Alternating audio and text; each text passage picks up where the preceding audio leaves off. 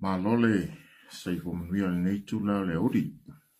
Salo wa mai a ya vai vai inga ya po tanga o le uli ya ile atoa o le la ya po rupe o atoa. O pa ia malu sa wo o le tunu. Ya tati wa a o matangi tonga inga. A wae tu ai le lia. Ele sa wo o ia ise mtalanga o nai mamai ale tawa e iona fut. Ne winga alfa mtalanga. E au mamala lava pa ia o le atunu. E tati wa e matangi tonga inga. O langi ia o lo mātou a fio angai. Ia sa fune mtau rau niu. Langi o le tanga loa. A wafu ila o ia sewe ta fidi. Ia pe fetu na e fo imuni au. Sa mua lama o le ai vivia. O le ia sa o umana. Na tofi boa. Mai ona. Ona papai pa ia sau mtao sa moa iona.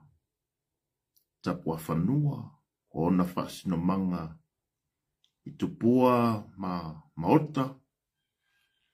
Ia me se foi malai. Fai tawina o le tunu.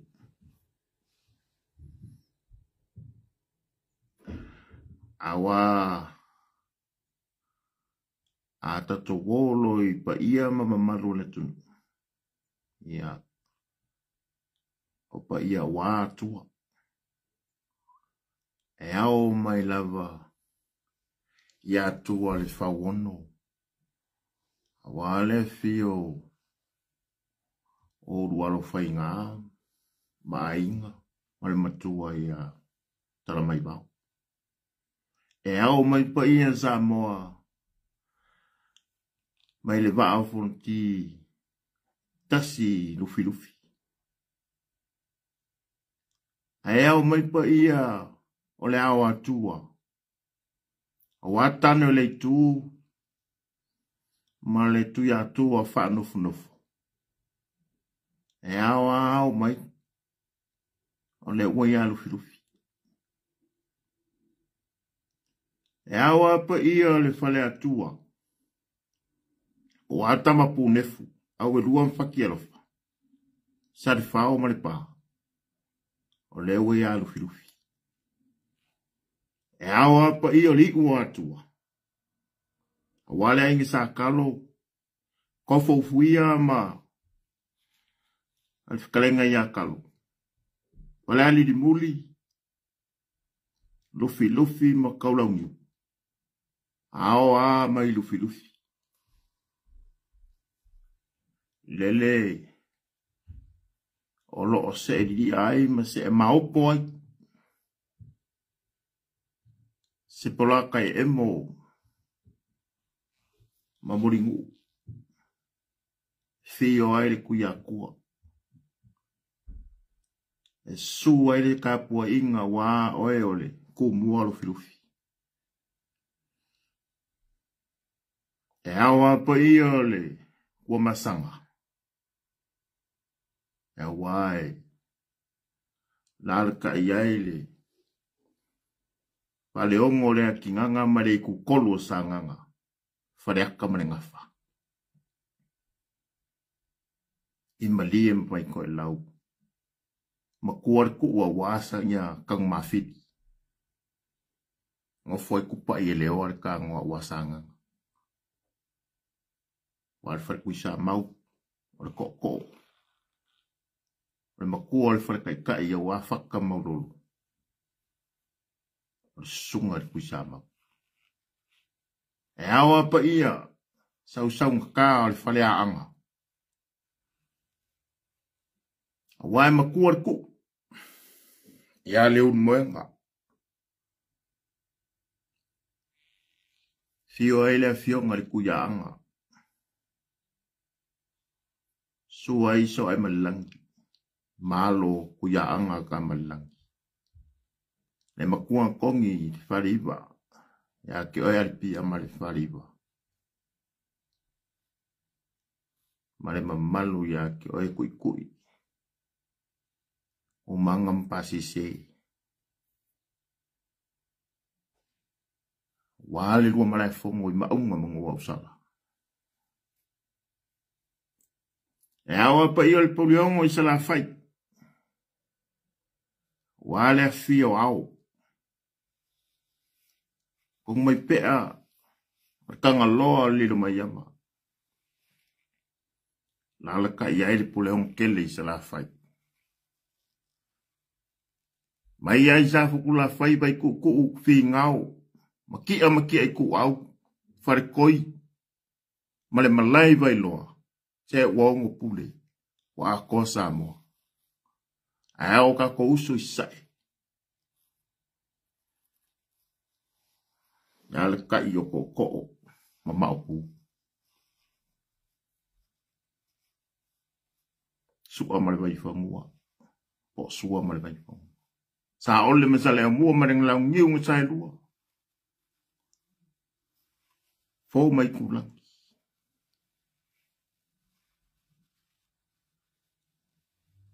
Pa ia olo ka ko waku whaka oko.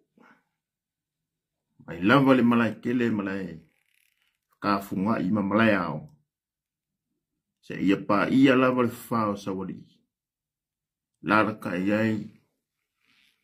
Na o fionga wa malai ainga ngā whangua. Pe ainga.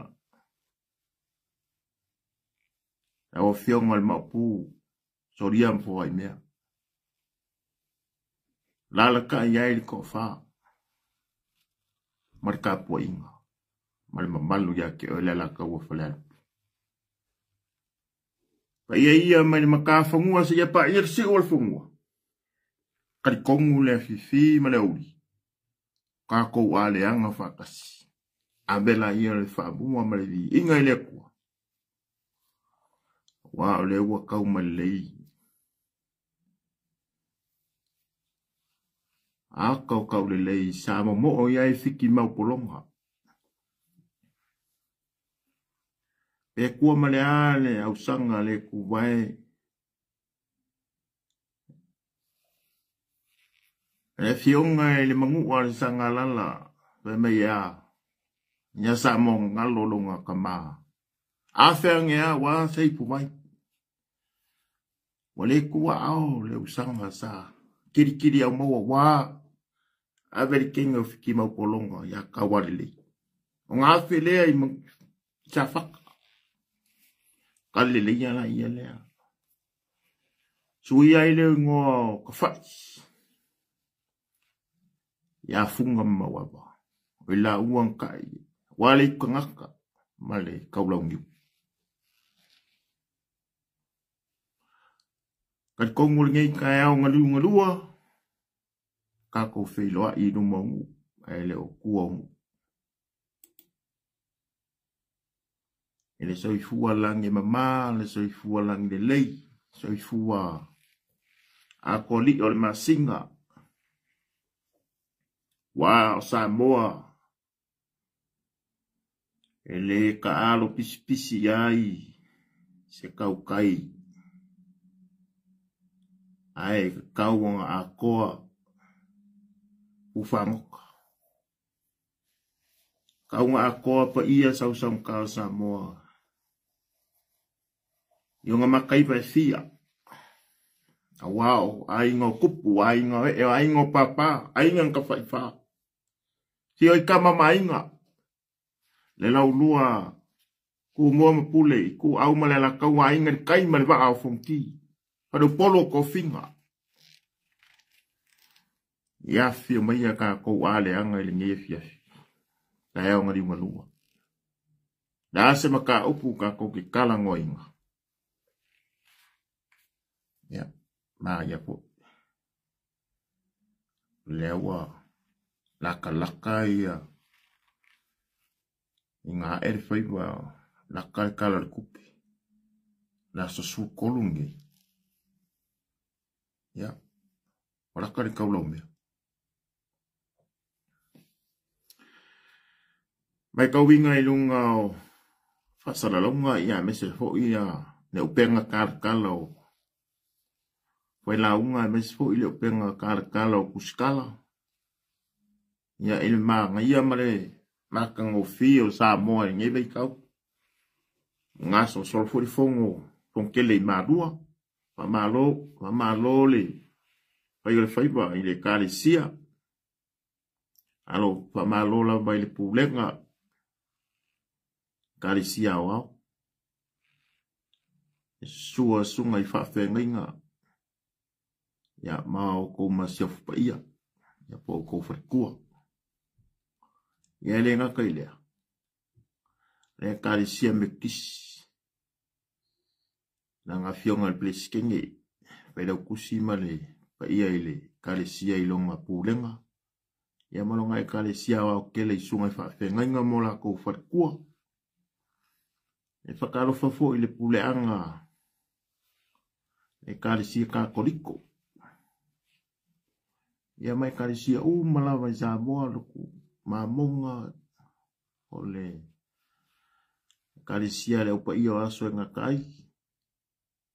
Kalisia sofiku ole kukokasi mane advantage. Ia mane marikele e kalisia mau yobo o ise kalisia whakukuang pahai. Ia marikele e kalisia ke kasi Assembly of God. Kalisia whafowinga e kalisia whaolainga. Malo. Hei le whaipa.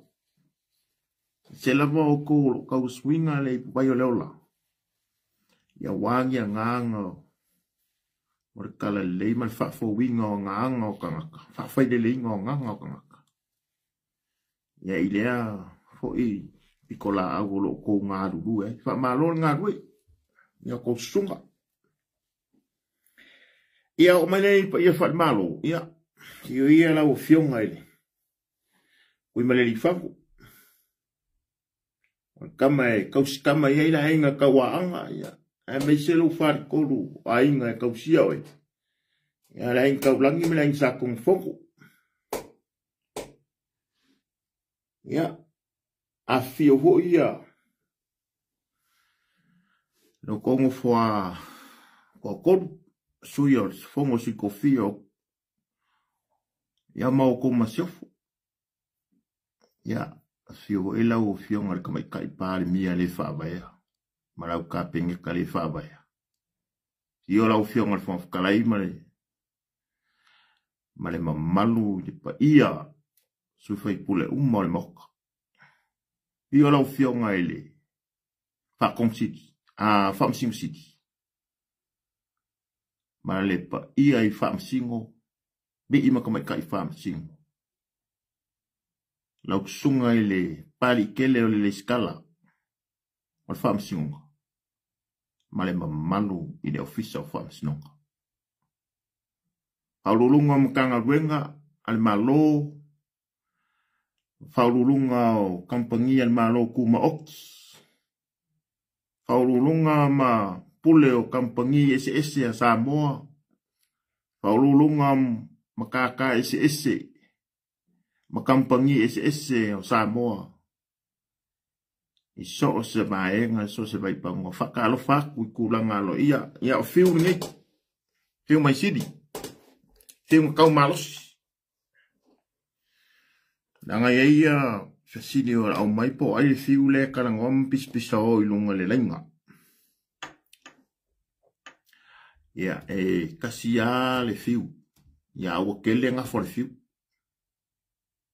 Nga fa kasi le fiu le siri ma le nga fa o fiu le salolonga le fiu kasi. Au sunga la fiu. Ia la ave kuai. La lo mangu leisi. La isa langi leisi. Ia la sang por kele leisi. Alu sunga kasi. Ia mea ngai whamaruru wako I le waenga I fia mama lama I le sofiu. O ngā mea singa ngai a ingai sidi. Ia le whaasingo manga o lo mako a inga. Sa fiu. Ia mangisi fo le fsiringia po wale skala lo fiu. E wa uma. Lo afe malefik. Ngale skala lo ia lo fiu.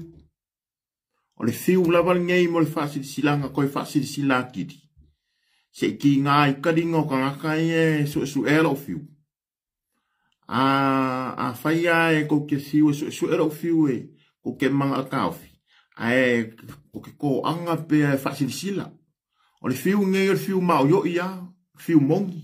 Suri mongi o le fiu. Pela ko ke loko ai ko ke ko ai kaufi lo fiu. Ia ko wole sidi e kaufi. Pe ko ke le makapongia mo ko solo muri mai ai kuanga ki ngala e whai ngu. Yoi. E sa ofi whaasi silanga aloa ia lea ku lou lava sa moa. O leo ke whaasi sila ku fo le whala wai kele. I nisi o ila kou o lo sa iri idia lo fiu. O se fiu o le skala ia ngau o mauka o mga le skala. O le fiu fo inge o lea kari o le maria koa kaura papa. Nenga usu aia maria koa kaura papa ia whakumiki. Vai re ngafa o amo leo ka ko maka malong ko fingo i ringa ngoa. Ia ko usu la ia leo maria koa kaura papa ia karas. Le usu la ikiki o whakumiki. Kengenge i ko orua. Whangaua kangaloa sulu siti. Nialang whangau mai loa la ia lea. O fiu le kaukala o fiu nga kau malosi. Eina ese senga o fiu. O fiu le sini o le kali o le kangaloa o le mania koa. Mani koa kaula papa. O le fiu le le pāma la lo mangu mai singu. O me o fiu hu e whamango ngei mea ai. Me inga kau o kufu ilele ngi ka whao ngā ngisi hu ilele o ngi makai o ngangu. Inga kau aku ngi eri eri ngā palapala inga ka babale ai lunga o kau ako ilo le fiu ngai whamango ngei mea ai. O kuno le whaingoa ila ku whangau. Mea ngā ka o fiu whamango ngi mea ai. A o fiu lau ke fiu ai ele kari i o mani a koa kauro papa. Nea inga ka uma kou sa funge mga ulau niu. O le whale polu o kou finga. A mani a koa kauro papa i siu whai koa. E peo se whaasiri siranga mangingo lea wa o kere kai au popole iai. E whaasiri sira pea, whaasiri sira pea. A wai rea ma se si e se loko e sau e. Ngā ke mwhai o sau se i maa whola whala ma. Maa whala sangat. E le o se mimika la po se a. Wa o le manka mimika. Ngō umara so saka mimika. A mere mure kaukar sao. Kaukar lai rungo facts. Evidence. Mau kene fefe skangaka. Ne le wingo sa ukala o maso i sa umolo vale. I remember ka straightforward. Kele pole po inga ya o ai kula epa. Ai fun koe. Ku lo di so fun koe ya o le di le lo. Palaila epa peleila. Ai o e limungi. Ai o e fawalo. Ai o e ngaumi. Saka ko uma. Sa lea ka kong whaele kua. O sa mofui. Ele whakomua ele si kupu. Ele ao ia ele si kangaka. Ai, nga o nga ukanga fu e whasa o sao kulanga. O ngi whaoa me singa ngi ai. Awa wakele isi. E wha isi kangaka i o makongu isini e. Ke baba e kwa kami milo e. La kau makau pere ia fai kanga o saideli. Ya e ngofia me ka wha barbalea. Ia alka ko mga upu, alka ko mga upu ile mea lea e kau fesiringia e pea e sui o le mako fio anga i sapoitea. O lea ku ula sidi. A lea o mei mai i sapoitea. O le lo makua ingoa ia wa alasi o longa. O longa ingoa kaupou nenga. A o longa ingoa wha ingoa i o nga makua. O anga. angale ngol lo makua ta olonga ngo kau poula linga sa vea ma kau pou o sa pa ike ai nga vai ka lo makua ngo ya anga so valasi olonga angala o lo pikanga ngai sa pa ike sana u ka ua le lo makua nga o lo u third great grandmother longa kodu o au great nang ko ho ia ka fa peka ngia mengi o le first po le ne ka o le great lua la great o ka o le second ai a kolu o ka o le third o lo third great grandmother o le lo makuanga ngo ia ba lasi o longa anga i mai nga i sa pekea e pe langa o ko e kanga fa mamlama langa e awai nge pispisia la ko kala e pe ka fa la langu fu la ko kala ma fe si ngia fu o sak pekea e sak pekea ma o yo ia le kala ngo ma le ngafa fo muinga de u wai fo muinga o le ngafa fa sak pekea e oi ole tengero singa e kasi ale singa ole singa e kasi singa malo nga uso ka fau male la ku gange ko kasi ngo ya so mual malama kasi fo la so mual malama ele lua ole lua ya so mual malama ho ile kala ngo ole lua ka fau ho ile ele ngisi ka fau a o isi kau fau e kala ka mai ne si de ku wa si e ho ma ko kau fau ya kau fau la nga kala ku nga kau fau nga kala ku nga kau fau e kala ngo ko kau fau mo originals e rengi photocopy e o kiri fau nga pe o le mele fa mama lama pe o wa ia o lo u nga male fa mo le sa mo ngi ave saying le mea leo le fai mea pio pio. Fai mea fiufi. O lo ulalang la ngonga malau. Malau ka maka. Kide nga nga hase mea. Kangwa kang fai su au mai dunga kelo mea. O le aka kalangoa mai le maka upu le TPS. On le TPS, on Development Bank, pour les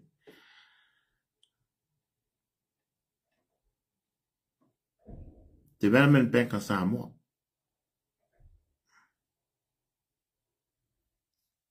O ke lei loa e o mai kaimingi wa umanga o kokong, wa upunga kokong o TPS. Ile lua vai asu. Ama kua ia o moru o kongo TPS, mo kilo ia i whainga o TPS. A o ile running. E le i updating ala pe u wha pe wasui ni wha maumaunga. O wha maumaunga la iai. O le akali ia sa i lele lai, na German. Me kile o le asisio langi Oscar. O le pisili lani kurai mai, longo winga. Ele o ye se awareness. A mela wa sui se. Ya walanga sa konga sui fo lama information. Ai nge ke was se lo kala. Ai ke le longa ele updating information na ya ilunga le website. Ala ko kongu ne kamale ngo ya Oscar na kari o sai deli. Ole se fulu fa ke si mal ko pirionga. E au kanga fa ko po uma kupi. E au kanga fa pa lengi kupe lai wale me maria kaluanga fai mai meo eo kala kupe a Samoa. Ngau kango download uma kala kupe wala ngau financial statement ia. Po yearly financial year Samoa. Financial balance o me ko financial book convert la fa PDF la lai dungo website umale le Central Bank. Awa pe fia mai mo ele mamalo le kumu le woka wa. E ke alu lungo le website le Central Bank.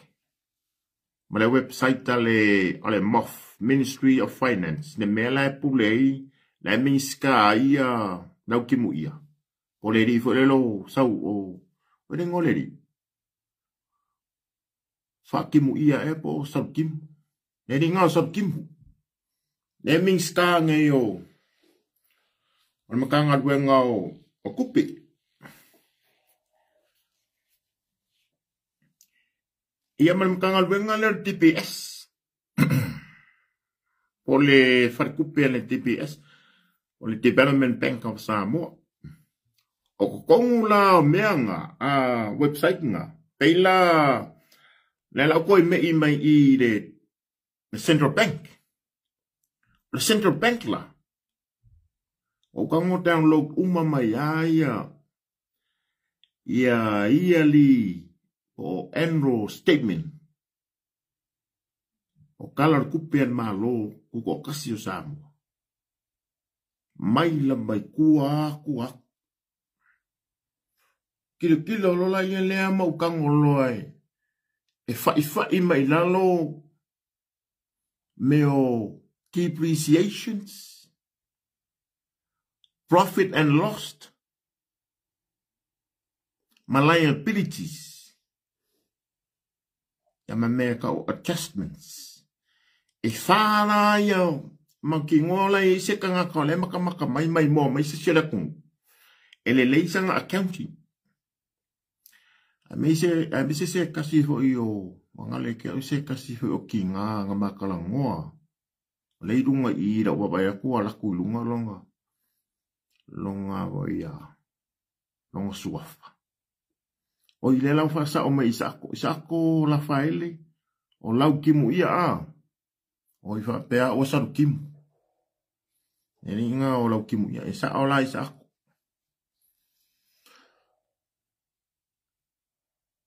O mela ngai wha ngau kango au mai ko kongo kalau kupe kau sanga ka ikas. Ngau kango ngau kilo ko koa ye i wa e ngai wha ngau ka wakua. Depreciations or adjustments,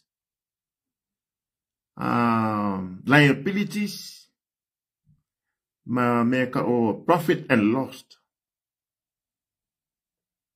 Ma mula maleleia ya ka leilang accounting. I me, alango me ye fa.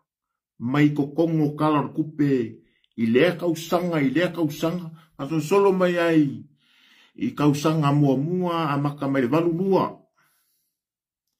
Ia, a maka mai lola ia lea o mai le. Wa le valu kasi nenga urufale, ia sa ilele ko kong. Ia, ole valu, Waluiva, iba spuru, iba kasi, lewa mingiskao kupe sa ilele. Ole iba bal, ai pare mia no sa ilele. Ole wingala ola uso suenga.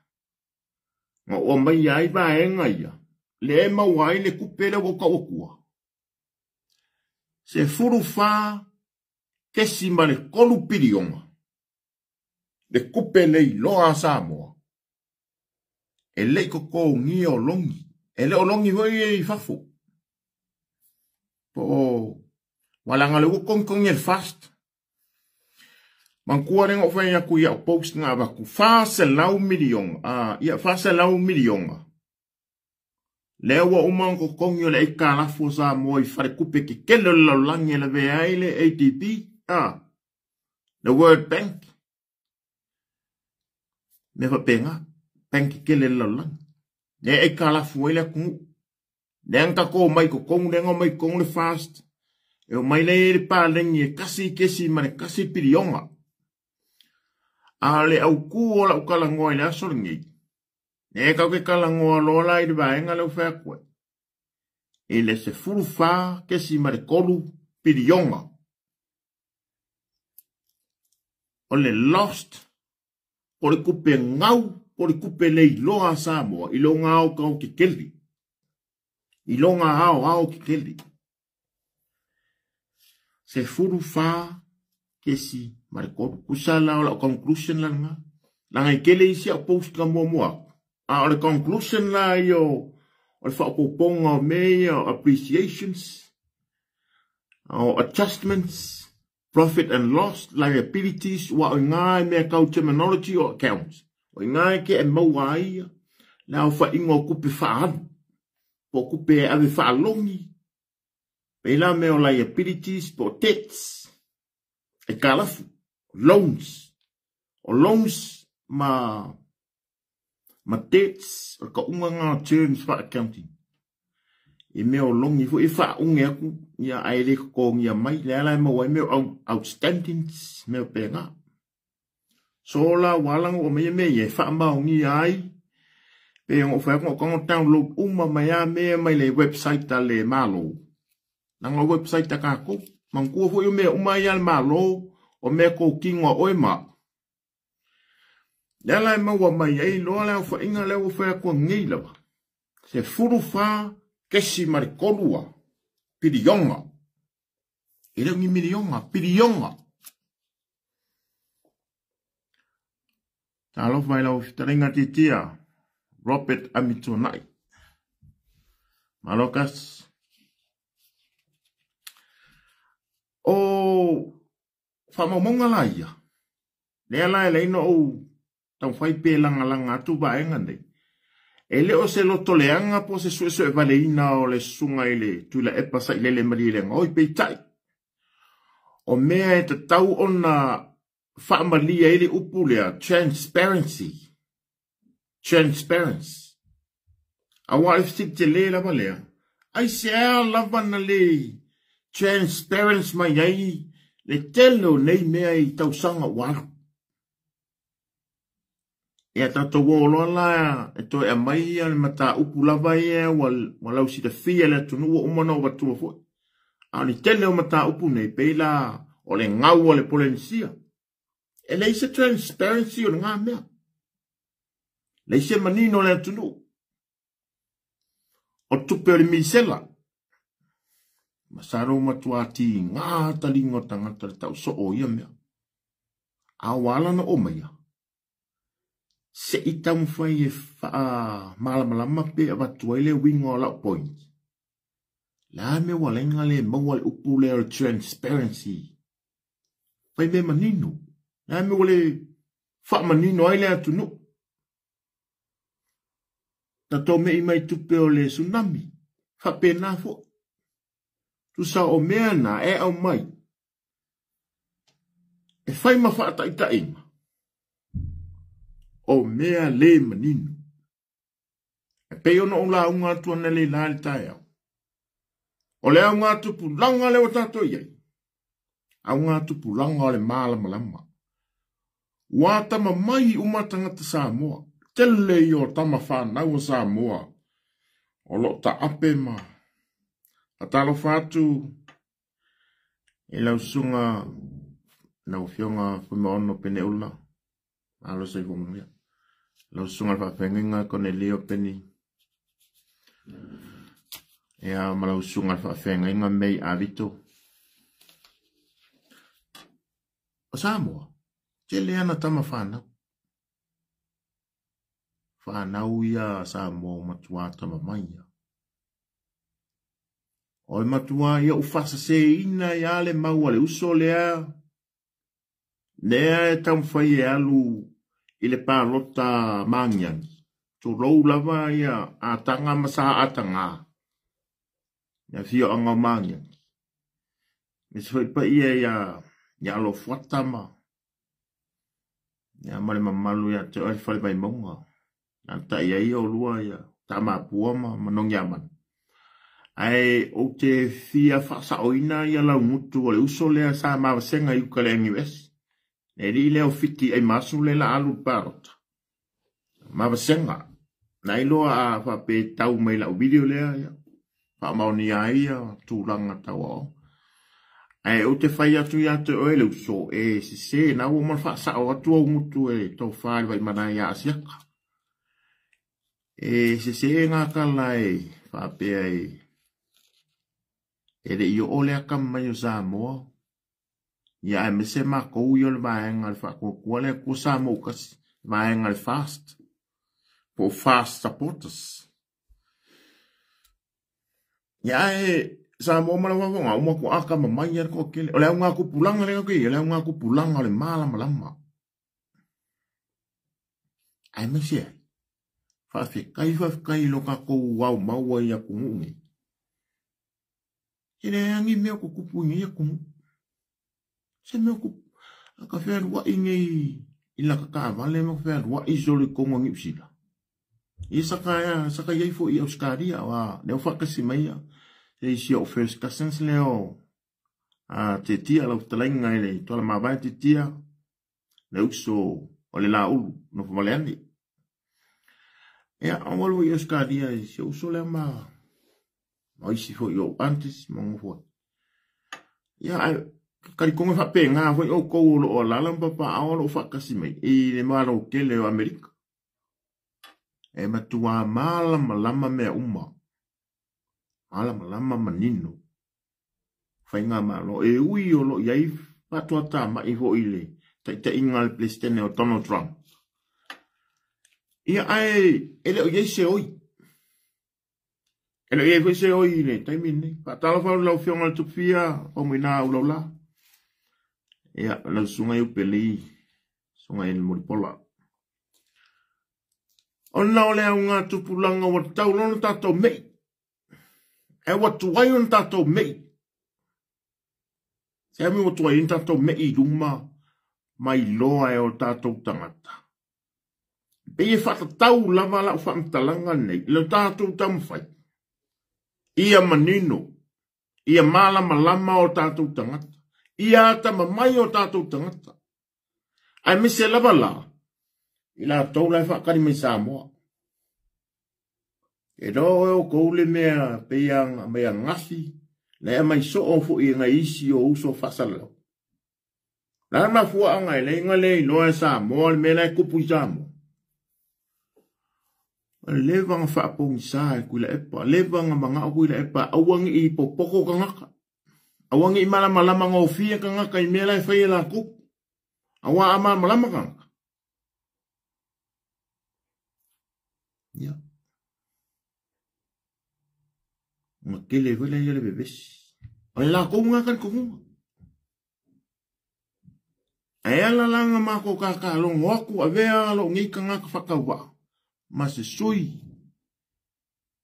o fongo le kungu inga ia langa mai luma mengi mo ka koi lo kala anga kupe faalungi le sa faalu le TPS e wala ke le kupe ai me se lava na TPS for Development Bank of Samoa o I allo o kele ngonga kupe le chapipi ole makwai kele male kele male ngwa o isi wa fala wa faila ngila kufolo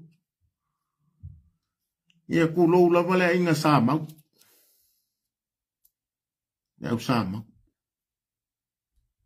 alela o mai si a inga le ku lo la vale inga la sama la ngai sama welele la ngor sama o swa faka u ala vai faia upu makau ku a pia makau o ia pia le la laia le fio el se monkafa o makau ia pia o makau kusa e fio el ko mala kai dano singa ko kama ye ko ruom se monkafa ma ko mala kai o la fa pengo fa ngau le singa le ka o halo singa era la kai la sa ma u fio upu makau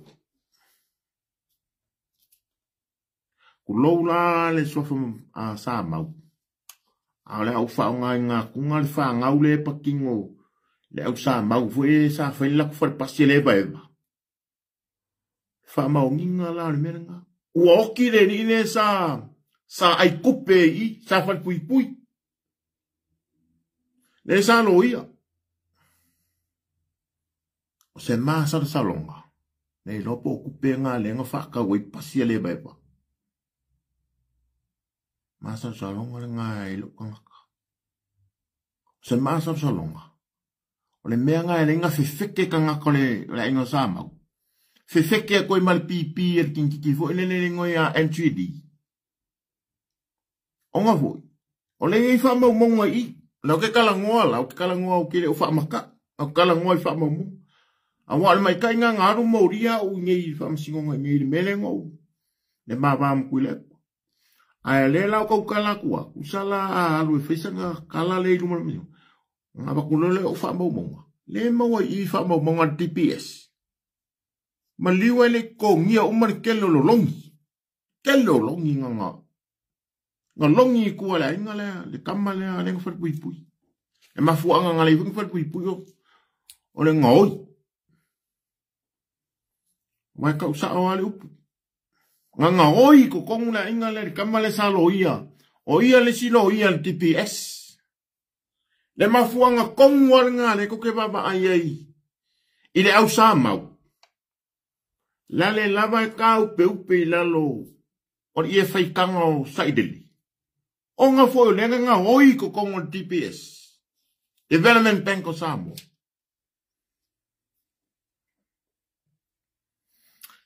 Ia, ale a makang kau wha lepa kau le si uleo mai uleo lau whamkalanga. Ia malo uleo. Nga alu lunga, alu lalo. Ia e pangale. O le alofa kui maka o whangau. O ngā ua maliu si koi inga. Wā le koe ngā maliu ngā lengko. Ngā mai re di, o le mai a ngā le mālaia. A mai a ki ngā inga awere whare mai. Niang karusanga e mai whareka o konga nge New Zealand. Ai ke ua maliu e loa. Ne ni lo ia ngā le whai ua sa mau. O ngā uso ia ngā le iei ma le koi inga lea la sio ngā uso le ngā wha le ngā kapapāma ma le ri o wharekimu o I le ri o laukimu ia. Se ngale ngalo e ka le ingoa si kama o welesi. E ngalo e o kau ngalo me o kau sau fure makua ia. Wele ingoa ngā paukaka ingoa le ngā wha mangingo mai. Ka ingoa la whaele. La whaele se koi sawa I runga e me le ingoa sa o le minska o kupe. Whakimu ia po. O yo lau kimu ia. E reo whakimu ia la. E re ngā. Le lau whaasao mai fo I e mei abito. Mei. E sao. O lau kimu ia e reo whakimu ia. E re ngā.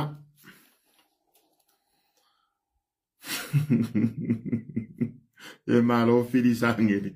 Uru kimu ia. Malo sua.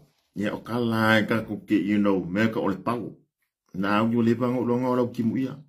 Nā o le si swafa whaika winga, o le swafa mo longa o lau kimu ia. So ka ua. Ia au mea o palo. Langai. Si ka ko palo ho ima palo la e mai e kuila e pasai lele. Ia wa pe ngā whaingon mea. Fkong ia ia soia kua oi. Nea lenga mo fu inga u. Fkong ia ia soia kua oi. Kongi mai kongi aku. Aha pe ngā ka alo ngā kama. Me ka olfu I kapalenga whai fui upunga. Ngā kama o whaawai. Me a vito. Ano se hua munga. Ai sa ola ya me kama o whaawai. O lili o le belly. Ya po lili o le van. O lauti mu ia. O le example le leila nga. O le ri o lau ki muia. Ai min no le ri lea o sama.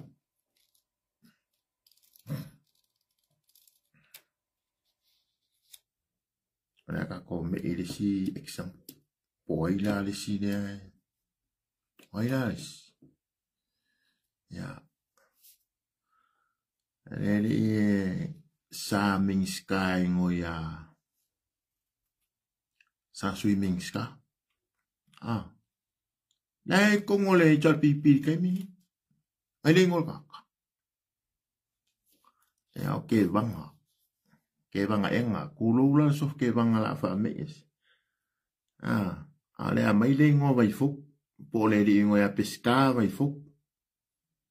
Kasi le ngoi. Kasi le nga oi le ye ngai le fe wai kongol pal menge. E ngo ya pesca vai fo. Le ye yang longi kongol TPS. Kele longi ya le ri le umang kongi ke longa po kongi pe lo kongi. Le si kangaka. Ale kangaka ngo ya sioni hans. Le si kangaka ngo ya lo pa ho. Sabai pule ko ile saming skawa ko ang dengan ngofuma. Afia kamba mai ol. Kele yo ka kai wala wo, de wala wo. No kawa. Ai ke no ku sam. Balus furula fa ingoleo leo. Lai longi ai ko kongol TPS. Leo si ngia le makanga wenga leo. Malus fur.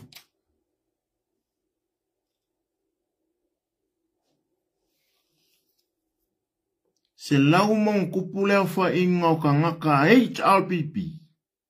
Lai longi ko kong, ele ko ngiang i longi ele fare kupe waki ngai. Wa le lau wakul fa Samoa DPS. Development Bank of Samoa. Fare kupe waki ngai.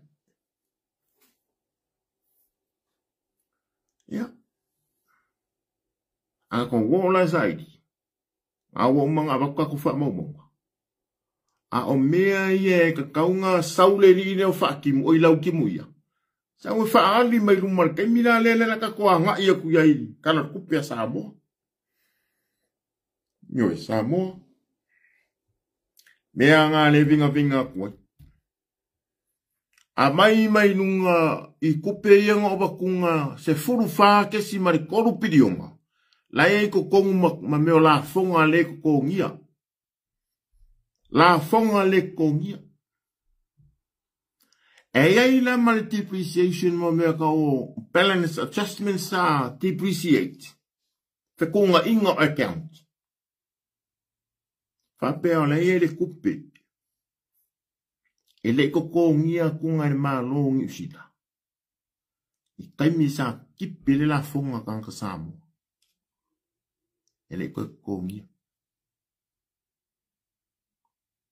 Ya mane kele o konka lake kai kasi al whainga malo le tua pipi. Sala vea fo mal mako fai pule. Sala vea i fo maisi fai pule. Maisi fai pule. Maisi fai pule. Kele o le lisi. Kele o le lisi. Al visiri la. Ele ole mafunga angala nga le kaupe upe umai ka ngaka nge le nja pipi. E ki ngangala koi loa. Ele manguia le la ko mela e fai. Ele okea kuila e pale. Ele fai ngama ile akungu. Ele okea i ka ngaka. Ala e ngofo ya. Ai sea. Le a oko e fo i level fa mkalanga mai me mua mua. O fa mkalanga ile o video li siasu. Lan fa mkalanga lea. O loa o kou le lua afe male balu le nga mori a ile li le o longo i King o Filipo. Ile au mainga o fanga la ua ma le rifo e o ngeru. No le ngese ngeru. E ua sola i Amerika. Ala u kala ngoa ku ile li le o longo i King o Filipo. Nal me angupua. Nga faile suwe nga Aleluia sili. E ala ili whakongunga male lapka inga malfau kuanga nga mai inga wa umanga whalisosu e nga Commission of Inquiry. Alfau kuanga nga mai Commission of Inquiry. Ka kaua nga whaingi mori yanga whaasori kula whongo. Kongi ili whalipui wari ia korua. O komisinga o leo. Le li o lole ngisengeru. Mali ka pekengi o le waa nga whangua. Leo ye ko rua. Ile rua fe male bat. Ma ora wori ia nga o mai fa so ku na fongu fanga. Fanga ile kala fe ngai e iliko unlawful. Pasi me le si leo mai ku kuila ku yala i lunga ba nga fangua. A o ka pekengi ile ile. Ile o kom singo leo. Ile o longo King o Filipo. Ia wā pa wā mea le ka mai kiki o longo kingu. Ele se kanga le lengi a onga. O peo wha e pe wha korunga su e whako a au leo leo. Ala ka me ki sa whiri waia. Ta whenga ruenga ni Yasaki. I ngā rula ia lea sawa mai Yasaki. Por su enga wha koru ai au lo su enga leo lua. Le i le vanga leo ai ape lo ai. E lo le ngese i kai. Lo le ngese ngelu i kai e so soangi le wa ao. Kai minga wha awa ole. Kai minga o le komisinga ngā asi Blakelock. Ia o kat kenye la ngā o lo le ngese kai minga. Le venga lai lo le ngese o skama le o longo i kingo e awa o kai le pa alo ngā whangu. O ngā makai ngā mai kau mai ka ka leo longo i kingo le. Le whainga ngā ruenga whakapi kengi ma le whaafoenga le wā. Se ia hoa ngā mai kau le e ka mai kiki le. Whaafoenga le wā. Ia, me i mai lolo le ngese ia ka saulanga ia alanga o lolo ngese. E ke le huilanga o ngā komai. E le lei huilanga whaakula fonga. Sa onga le lei lolo ngese. Le se senga la ngolo ngese male me riro longo ki. Wa longo ki ngo ia sau sa aru o le Yasaki. Al feedinga me waya o isa maka me waya. Me o ngalu nga faingo fia ngalu nga leipa. Ngalu nga faia sos ka magiki, sos ka ngaka. Ia la kulola ngai o api o lo ka famkalanga. Le leilo. Whenga ruenga loa esa i ka milonga wa makang se ikia. E anka pikenye loa. Ari ka milanga lewa. Komisinga ia lo le ngese ngiru. Kupua ilo malimele lua fe malepa. Anga ko vai nena le background o le komisinga o leo. O le background fili waya. Ma le background o le makamaka i meo marie. Ia wako ngā mea ngā sa whai e la wadi ie o ngā whangua. Leo e makamaka ia kau mari. Leo me wakau ia. Kamaka sola ia le se pauanga. Na imba se vae ngol kula fongu malama. Iri i whapsanga i menkangaka. Ne malama. I le mea ka o le kula fongu. Ia malpi ao. Personal relationship. Iri malama i mea ka wa o onga. E mera ngai le inga ua komisinga ngai la leri. O le mea whesiringi ai. O le uso leo lau kimu ia le riro ngongu. Le uso lau kimu ia lea e whakonsiri po o lea ilungo le chairman, secretary le whaururu al pisasi. Whaururunga al pisasi. Le valengo al whaururunga al pisasi. Sa kau yaso ia o le director. O malere kaimingi wa o koe lakunge wa sui. Al whaururunga al pisasi. CEO al pisasi. O le uso lau kimui. O le uso lau kimui la e pule le pisasi a samo. Le alme ko le pisasi. O le Public Service Commission. Por komisio e pulea ka whainga ruenga le malo o Samoa. O ingala. E ka kaunga mai eri poro inga marosi. A o ingafo. Nga au mai eri recommendation e ave i o li kapengeka. Ile firi e inga le rira lau kimuia. O yo. Le rira longo i kingu. E ngā lengi komisinga o leo. Anga ko vai ngai nai a wala mawhitwhiringa sa whai a wala whaala kua. Le ngā lengi komisinga. O ngā pikanga ia wha HRPP. Pikanga whare a inga. Pikanga whakanga ka whainga ruenga ma wou. Wa hoi lao le reo lau kimuia. Ma le reo Harry. O ka ngaka sa o ngā whakasi mara wari ia kongu wale. Wa onga ia le marisi. Ia ma onga ia marua fō. Ma onga ia sa onga ila wadi. Peila ngā lea mai masanginga ia koe kofia ia la koula ko. Kofia la ko kamaris kama. Nea hoi moli. Iwe. Fa au fa iku au. Onga le meitai la ia leo aia inga le mo mia. La whainga pepese mai ai. Transparency and accountability. E peo le kalango aku le i vaenga. La ngai whai hu ele mangu hu ile. Ne fi kalango. Al mangu ka kopeni. Ia o umingo kalango aku. Ia ai eise ki ngā e fia malolo. Ia ai kai hao huri siasu. Lela a maka soka kupo kalame.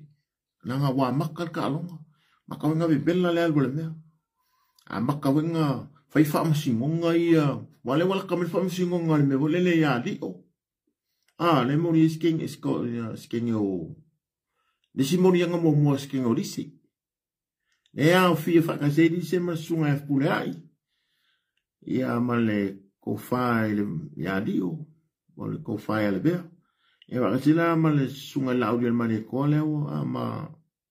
Mas ka mo Sam. Mas yung ko. Lea la walaka le paipa. Asi kakalo kuwa i de ride o longo ikingu. Lea o mamkala. Ile kelo mea ele aise transparency. Na isi accountability nga maua mai. Ia e whaangaru rok Samoa. Ako koe whika apa ifu. Kuri mai. Kuri mai so o nga lela amakang so o kwa mei. Kai au. Kai au iwa bea. Kao le iwa koe wakulis ka kolai. Nglai bila ngai pui. Kao pui a nga o. Kao re elite. Ia wakulai a lea. Koe o le fiafi kai wha bengi. Lea o mawala ka kukai. O le ka kukai mi lea o whasiri sila kuai. O le a ka kouku mau le kao le lua i aso uma. O le kao le lua. Fia foi whasiri sila kuai. Kao le lua i aso uma. Lea ua ku i aiwa mawaila o kaimi e whaila po karami. Kao le lua i aso uma. Ma ngaila isi aso ke ua kukuangia. O ngā longa ku lava lewa le oska po karami. I le kao le lua. Ia o le po karami ngā. Nā mua mala whaafunga anga wō mapa anga e mese followers. Ngai a inga o ngai o aunties, ngai o cousins, brothers and sisters, or relatives. A mese o kou le kako supporters ale fast party. Ano whaanga mo o kou. Amanguia. Pepeli, taila waila o fionga le ripesi, one semo a waa. Liua a lendi. Pule a wiki. Karina a pele. Saimalo. Oia, talamaloi David Toma. Pinevi ane. Talapa se yuli susta. Tava toto. Malo le sunga fafe ene faltua. Au afa la olu ma mei abito la visis. Ele lei tui fao mafuta maftanga te pora nuu. Aftaitele lava mori atu la fanga. Faman viene tua. Ono to ono fi. Soi fua mai manuia.